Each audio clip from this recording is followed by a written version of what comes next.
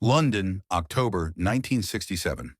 The Marquee Club's backstage area smelled of cigarettes, sweat, and that particular mustiness that came from decades of musicians waiting in cramped spaces.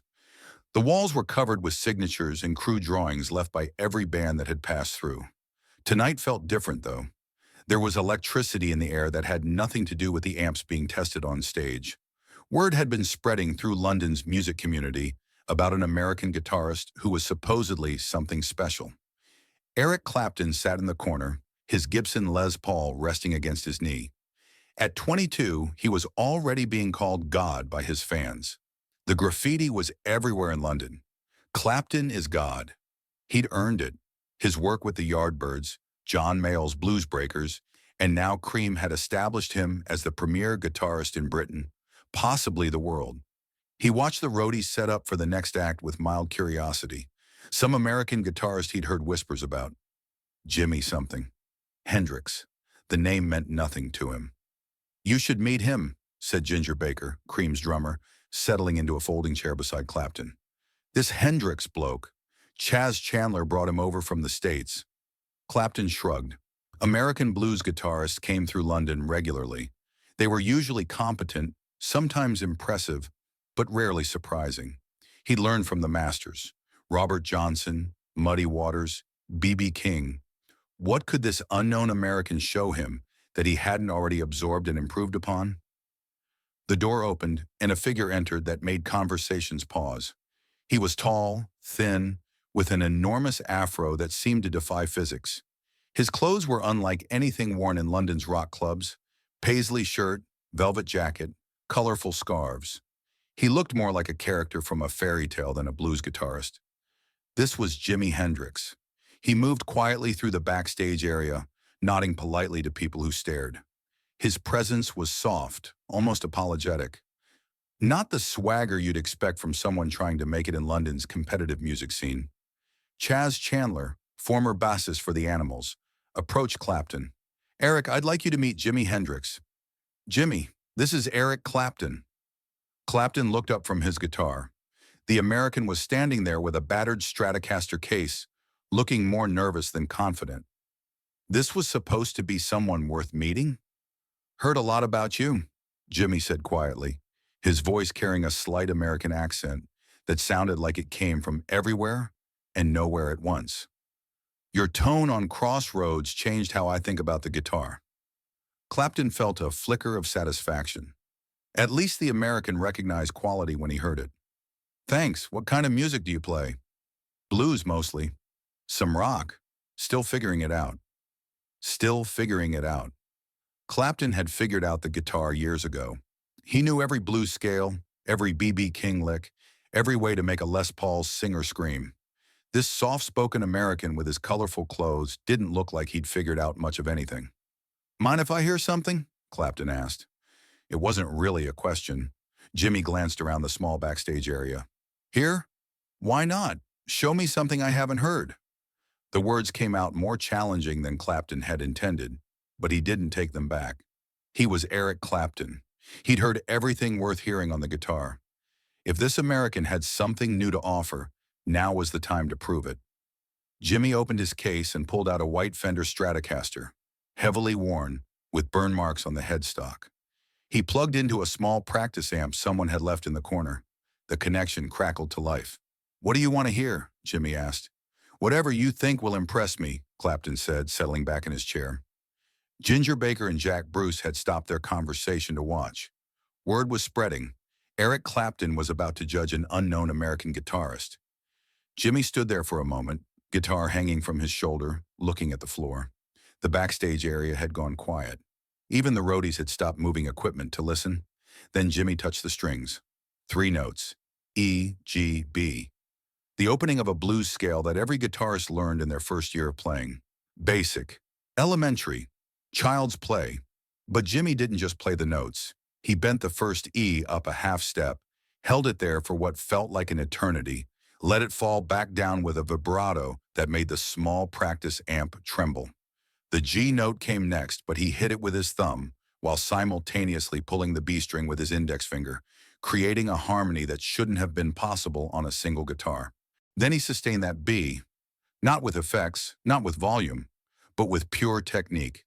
His left-hand vibrato was so controlled, so musical, that the single note seemed to contain an entire orchestra. It grew, expanded, filled the cramped backstage space with sound that was somehow both delicate and overwhelming. 30 seconds. 1 minute.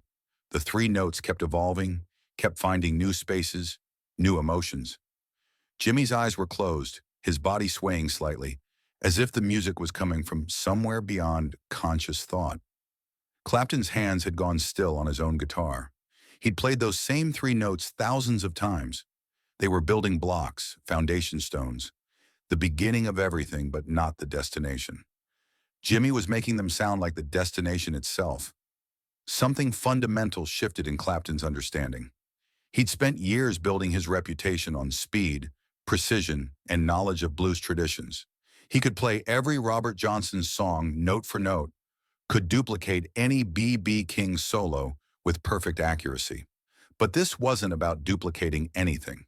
This was about creation in its purest form. The sound Jimmy was producing seemed to come from somewhere deeper than technique, deeper than training. It was as if he'd found a direct connection between his soul and the strings, bypassing everything Clapton had been taught about how music was supposed to work. The three notes weren't being played, they were being lived. The sound began to fade, but Jimmy didn't stop playing. He let the notes ring out until they were barely whispers, then brought them back to life with the slightest pressure of his fingers. It was like watching someone conduct a conversation with the air itself. When the silence finally came, it was complete. No one moved. No one spoke. The roadies had forgotten their equipment.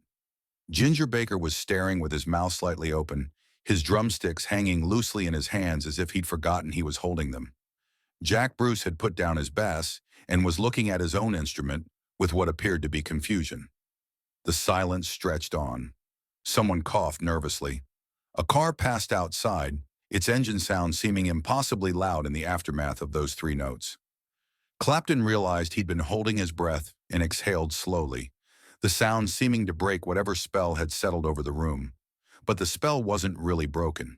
It had just expanded, settled into everyone present like smoke finding its way into fabric. They'd all just witnessed something that would change how they thought about their instruments, their music, their understanding of what was possible. Clapton looked at his own guitar, then back at Jimmy. Those had been the same three notes he played every day, the same intervals, the same fingering positions, the same fundamental physics of string tension and frequency. But somehow in Jimmy's hands, they had become something entirely different, something he'd never heard before despite playing them himself thousands of times. "How long have you been playing?" Clapton asked quietly. "Started when I was 15. Been about 6 years now." 6 years. Clapton had been playing longer, had studied with legendary teachers, had access to the best equipment and the most prestigious stages. And he'd just watched someone with 6 years of experience show him sounds he didn't know his instrument could make. Jimmy unplugged his guitar and carefully placed it back in its case. "Thanks for listening," he said, as if he hadn't just demonstrated something impossible.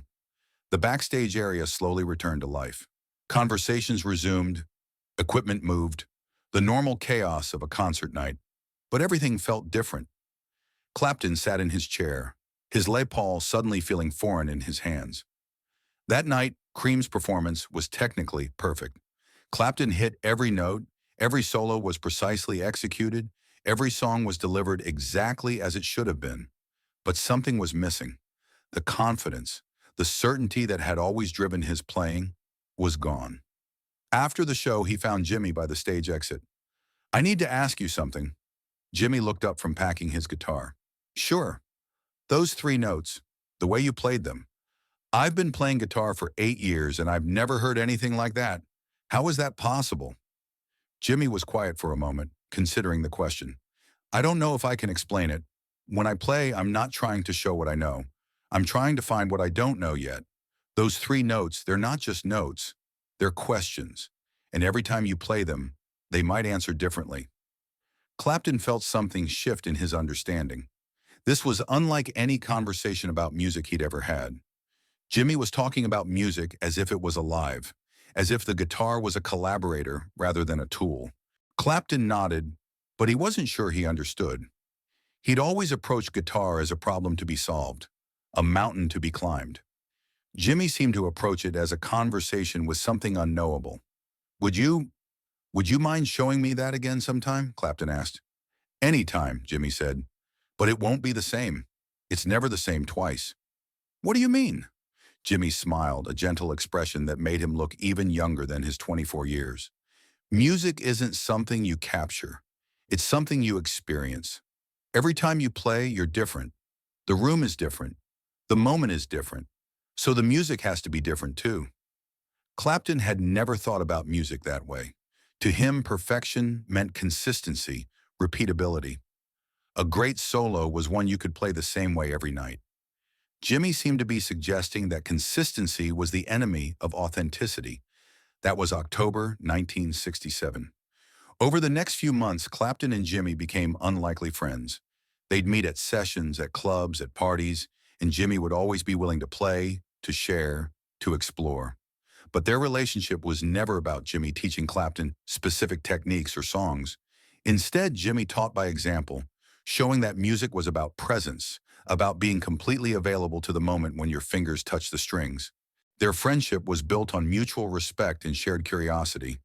Clapton would play Jimi some obscure Delta blues recording, and Jimi would find something in it that even Clapton had missed. Jimi would show Clapton a chord voicing, and Clapton would find a way to incorporate it into the Rolling Stones influence style he was developing with Cream.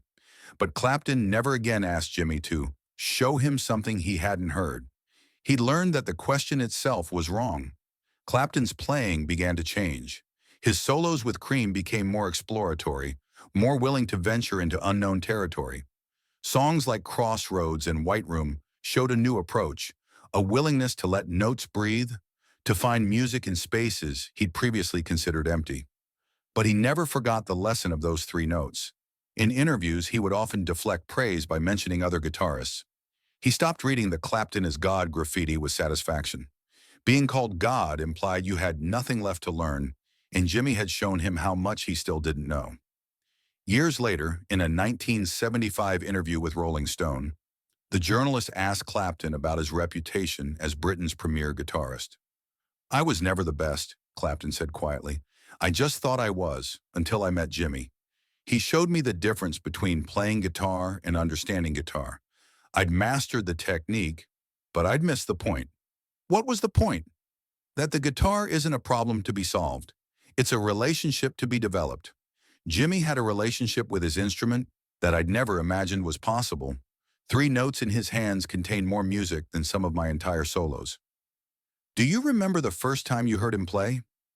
Clapton was quiet for a long moment. London, 1967, backstage at the Marquee. I challenged him to show me something I hadn't heard. He played three notes, and I realized I hadn't really heard anything yet. Not really. I'd been listening to guitar like it was a language I'd learned to speak. Jimi showed me it was a language I'd barely begun to understand. Did that discourage you? At first, yes. For about 2 weeks, I seriously considered quitting. I thought, what's the point of continuing if there's someone who can make three notes sound better than my best solos? But then I realized Jimi hadn't shown me my limitations. He'd shown me my possibilities. If someone could play like that, maybe I could learn to play like me, really like me, instead of like everyone I'd copied. The interviewer pressed further. You've said Jimi influenced your playing. How so? He taught me that virtuosity isn't about speed or complexity. It's about honesty. When Jimi played those three notes, he wasn't showing off. He wasn't trying to impress anyone. He was just being completely, authentically himself through the guitar. I'd been trying to be the best guitarist. Jimi showed me how to be the most honest one. When Jimi died in September 1970, Clapton was among the first to visit Chas Chandler. He didn't speak at the funeral, but people who knew him said he was deeply affected by the loss. In later interviews, Clapton would always return to that night in 1967. The story became part of rock folklore, but the details often got exaggerated. People said Jimi had played for 20 minutes, that he destroyed his guitar, that Clapton had walked off stage in defeat. The truth was quieter and more powerful. Three notes, less than 2 minutes. A soft-spoken American showing a British guitar god that mastery wasn't about knowing everything. It was about remaining open to everything you didn't know yet. Jimmy saved me from my own arrogance, Clapton said in a 2004 interview, nearly 40 years after that backstage encounter. I thought being called God was the highest compliment a guitarist could receive. Jimmy showed me that the highest compliment was being called a student, because students get to keep learning. Gods just get to stay the same. The lesson of those three notes echoed through rock history, not through complexity or volume or speed, but through the understanding that music isn't about domination. It's about discovery. Jimi Hendrix played three simple notes and changed how Eric Clapton, and through him, countless other guitarists, understood their relationship with their instrument. The impact rippled outward in ways no one could have predicted that October night. Cream's subsequent albums showed a new willingness to explore, to leave space for the unexpected. Other British guitarists who heard the story began approaching their instruments differently. In the end, that might have been Jimmy's greatest gift. Not the pyrotechnics or the innovation or the legendary performances, but the quiet moments backstage when he showed established masters that mastery itself was just the beginning of the conversation, not the end. He demonstrated that the highest form of musical knowledge was knowing that you didn't know everything, and that this ignorance wasn't a weakness to be overcome, but a strength to be celebrated. The three notes still echo in every guitarist who's learned to listen before they play, in every musician who's discovered that the simplest questions often have the most profound answers, and in the understanding that true virtuosity lies not in what you can prove you know, but in remaining forever curious about what you might discover next.